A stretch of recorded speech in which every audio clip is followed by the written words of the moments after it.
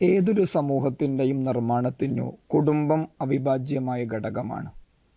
ഒരു വ്യക്തിയുടെ വ്യക്തിത്വ പൂരണത്തിൻ്റെ അടിസ്ഥാനം കുടുംബബന്ധം കൈകാര്യം ചെയ്യുന്നിടത്തുള്ള മനോഹാരിതയാണ്.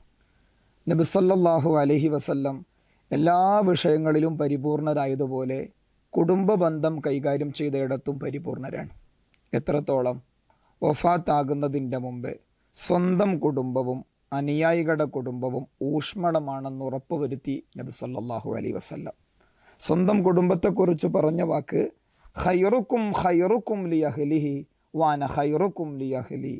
നിങ്ങളിൽ വെച്ച് ഏറ്റവും ഉത്കൃഷ്ട സ്വഭാവമുള്ളവർ സ്വന്തം കുടുംബത്തോട് മാന്യമായി പെരുമാറുന്നവരാണ്. ഞാൻ നിങ്ങളിൽ വെച്ച് ഏറ്റവും നന്നായി കുടുംബങ്ങളോട് പെരുമാറിയ ആളാണെന്ന് നബി സല്ലല്ലാഹു അലൈഹി വസല്ലം അടിയാധാരമായി വെക്കുകയും ചെയ്തു.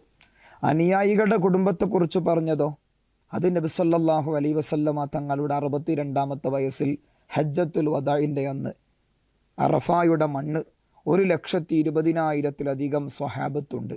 അവരോട് പറഞ്ഞ വാക്ക് ലാ യുജാലിസുനി മൻ അംസാ ഖാതിയ റഹീം ലിയഖും അന്നി. കുടുംബ ബന്ധം മുറിച്ചവരാരെങ്കിലും ഉണ്ടെങ്കിൽ ദയവ് ചെയ്ത് എണീറ്റു പോകണം. കുടുംബ ബന്ധം മുറിച്ചവരാരെങ്കിലും ഉണ്ടെങ്കിൽ ദയവ് ചെയ്ത് എണീറ്റു പോകണം.